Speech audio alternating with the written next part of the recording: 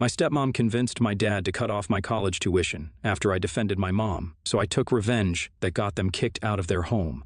I, 19, male, got in a fight recently with my dad and stepmom, and I'm honestly not sure who's in the wrong. For a little background, my mom and dad divorced when I was 13 because my dad had an affair with my now stepmom. He was a teacher and she was his teaching assistant. The whole thing was messy because my mom found out from reading his emails, but he denied everything. It was like a year later when my mom followed my dad after school one day and saw him and his teaching assistant kiss in the car that she knew for sure he was cheating on her. My mom didn't just divorce him, she also called the school he worked at and got them both fired for inappropriate behavior. Everybody in our small town heard about it, and my dad and this other woman, we'll call her Shelby, moved away. They ended up getting married a couple of years later, so Shelby became my stepmom. I really sided with my mom in the whole thing though, and was hurt by my dad moving away. So I spent most of the year with my mom and only went to visit my dad over the summers growing up. I went off to college last year, and my dad has been paying for my tuition. When he quit teaching, he started a pretty successful business with Shelby, so they are doing well financially. Since my college isn't too far away, I tried to go to dinner at their house about once a month to show my appreciation and maintain a relationship with my dad. Last time I went to dinner was when everything blew up. I'm in a fraternity and Mom's weekend is coming up, so I mentioned how my mom would be visiting. Shelby got super offended and acted as if I have completely disrespected her for not inviting her, considering she and Dad are the ones paying for my school. I was honestly shocked she would take that stance since we barely have a relationship. I tried to be polite and tell her I think my mom was excited about visiting and that maybe Shelby could come next year. I thought this would keep the peace, but instead she responded, "If you're still in school next year." All I could think is WTF. I get good grades, and I'm very driven to get a degree, so I had no idea what she meant by that comment. My dad changed the subject at that point, and even though Shelby seemed ticked off the rest of the night, I chalked it up to her being tired and cranky. It was only when my school's business office called me a few days later that I realized she definitely was more than ticked off. The business office called to confirm my withdrawal from the program I'm currently attending. When I told them there must be a mistake, the lady let me know that someone had called and canceled my tuition check for the semester. I swear I saw red in that moment. I called my dad to see what the hell was going on, and he completely took Shelby's side and said that I had really hurt her feelings by not inviting her to Mom's weekend, and even had the nerve to say that Shelby had done much more for me in my life than my actual mom ever had. I have no idea how he can be so delusional. Paying for college is the only thing these two have ever done for me, but they seem to think they deserve all the credit in the world for it, even though my mom is the one who has raised me all by herself. It wasn't 5 minutes later that I got a text from Shelby that said, "I don't want you to have to quit school, but I do think I deserve an apology and an invitation to Mom's weekend, considering my important role in your life." I about spit out my drink before I could rein in my temper. I texted back, "Mom's weekend is for moms. You are not, and never will be, as important to me as my mom is. Keep your money." I have no idea if they planned on stopping tuition payments forever before that text, but now they certainly do. I got a call from my dad later that night that explained that Shelby believes they should cut off all financial help for me until I apologize, and he is so brainwashed by her that he agrees. Here's where things get a little out of hand. I was telling my girlfriend over the phone all about this happening and got emotional about how it felt like my dad and Shelby was screwing me over the same way they screwed over my mom. I had drank more than a few beers at this point to cope with the whole situation. My girlfriend said something about how it seems like they never have consequences for their actions. I decided it was time that changed. It was about 11:30 at night at this point, but I decided to Uber to their house and leave a special message. It's not my proudest moment, but Shelby and Dad may have woken up to "Best Mom Ever" spray painted on their garage, plus a few four-letter words sprinkled in on the side of the house. The next day, I woke up with a pounding headache and also about 15 missed calls from my dad. When I finally worked up the nerve to call him back, I realized I had messed up beyond what I even knew. It turns out the house they live in is actually owned by Shelby's sister, who lives in Arizona. The sister got a picture texted to her by the neighbors that morning and immediately called Shelby. I guess they got in a fight that ended with her telling Shelby and Dad to get out. Apparently, the sister has been planning to put the house up for sale, but now that's all going to be delayed while they deal with the spray-painted house. Dad says I'm lucky they're not pressing charges, and I know he's right, but he also mentioned on the phone how he and Shelby are going to have to stay in the CD motel now for the foreseeable future because the other hotels in town are booked, and I can't help but feel a little happy. I'm not sure if I should offer to come paint over the spray paint or leave him to deal with it. Atia? I decided to offer to clean up the spray paint on the condition that Shelby would not be there. I explained to my dad that what I did was wrong and I was sorry for the spray paint, not the mom's weekend thing, but it didn't mean that I could forgive Shelby for the whole situation. Honestly, I'm not sure I'll ever forgive my dad either, but I just didn't have it in me to open that can of worms and start another fight. He told me not to bother coming over to clean up. He's definitely taking Shelby's side in all this and says they won't be supporting me financially in any way going forward. I don't know how to interpret my dad's role in all this. I think he is mostly following her lead, but then again, if he really loves me, I feel like he would stand up for me. My mom thinks that he's probably going to change his mind, since money is pretty much the only thing that connected us before, but I don't know. I'm not holding my breath. I took out a loan and re-enrolled in the semester, so I'm back in college and making it work without my dad's support. My mom did it before, and I can do it too. She says she's proud of me. Ironically, I had to drop out of the fraternity because it's just too expensive for me now. So the mom's weekend that started all this became irrelevant anyway. But my mom came up anyway, and we had a really nice weekend, just the two of us.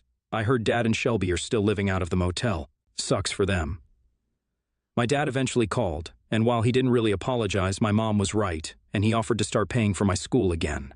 I asked if Shelby was okay with this, and he said she didn't know, and it could stay between us. I fought long and hard about it and ultimately said no. I don't want a toxic relationship with my dad that hinges on financial support. If he wants to be in my life, he can step up and be there as a dad, not just try to use the money to erase his guilt. I guess I'm open to Shelby stepping up and being a real stepmom to me as well, but I doubt that'll happen. By the way, I feel like saying no to his offer was the first step in moving forward with my life as a mature adult and leaving some of the baggage from my childhood behind. Your NTA.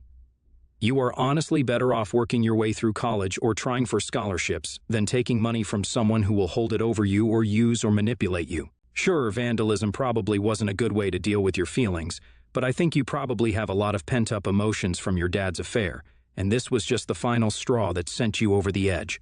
Hopefully now you can move on with your life and find some healthier coping mechanisms, but no, dude. You're NTA.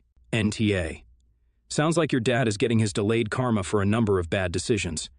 Maybe he should have learned after his affair cost him his job that actions do have consequences, and you can't just treat your family like crap and expect nothing bad to happen.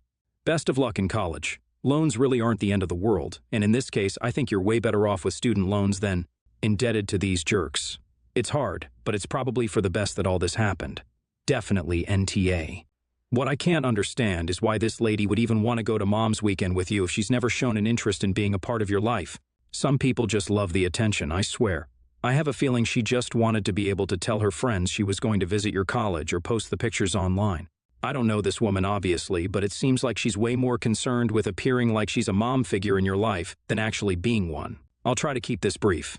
I'm a teacher, 11 years, but my first year at this school, and many teachers at this high school are veterans of 20+ years of teaching. I'd like to think I have a good relationship with my students because they joke with me and come to me with problems. One thing I noticed is that several times I had a student upset because they had a bad interaction with a teacher where they both got heated and words were said. I'd like to think I'm good at conflict resolution and building good dialogue, so I advise my students to send the teacher an email about the conversation, politely explaining what they feel went wrong, and asking to come up with better de-escalation strategies and ways to solve issues. I gave similar advice to students who felt a PE teacher was being too strict.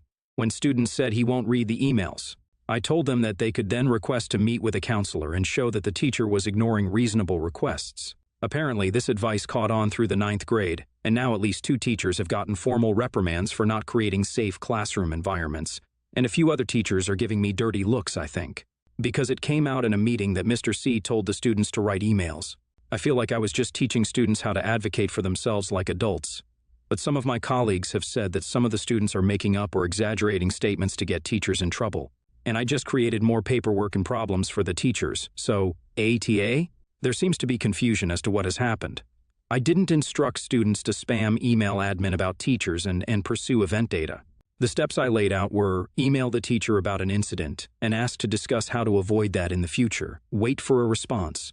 If you don't get a response or feel like you've been disregarded, ignored, escalate.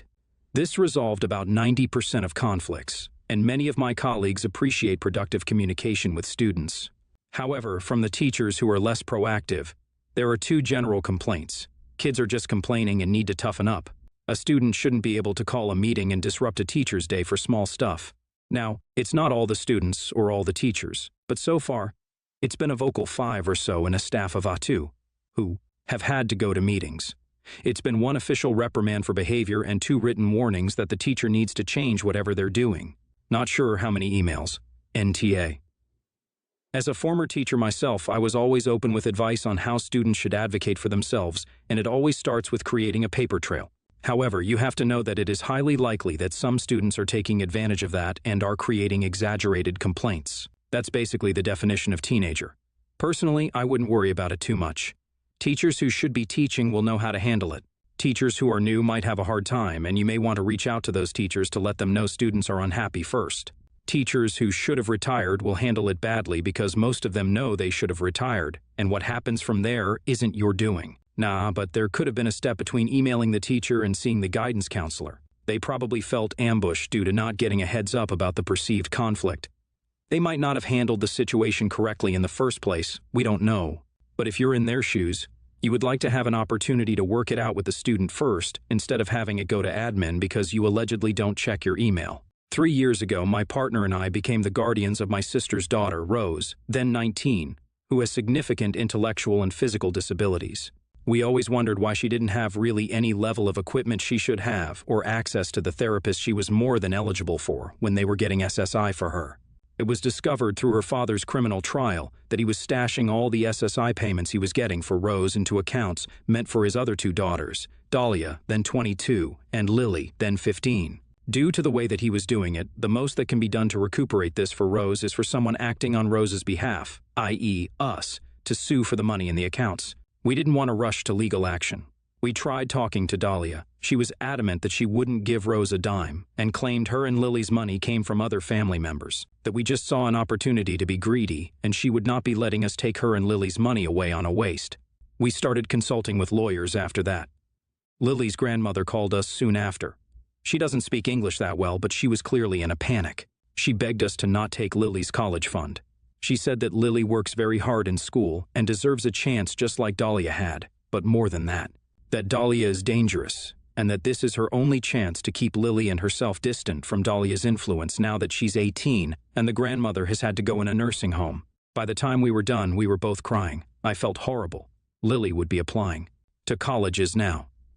She's ignorant of all this because both Dahlia and the grandmother admit they worked hard for her to know as little as possible. If we do this and win, she will be forced to drop out of college and go straight to living with Dahlia, something nobody wants. It would crash her future. I'm starting to doubt if this is the right thing to do. My partner reminded me that even though it is sad for Lily, this is not their money to be doing this with. Just because Dahlia got to use it doesn't mean that should just continue. This is Rose's money.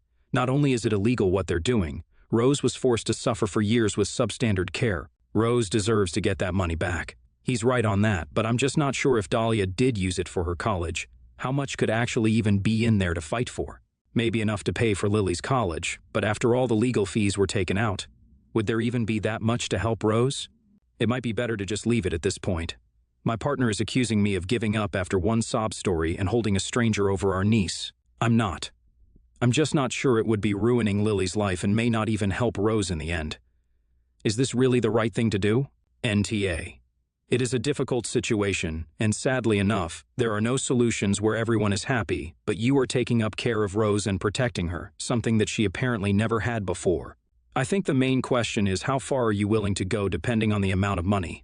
It will isolate Rose forever from the rest of our family, which might already be the case, I'm not sure. Whatever option you pick, NTA, you have a big heart, NTA.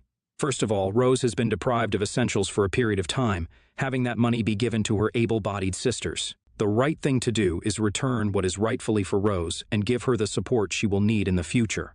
The profit off of your disabled sister, even if it is for college, is disgusting. Rose will need assistance going forward, and having that money which was stolen from her would greatly benefit her. Lily has vast options in life to explore and finance in college.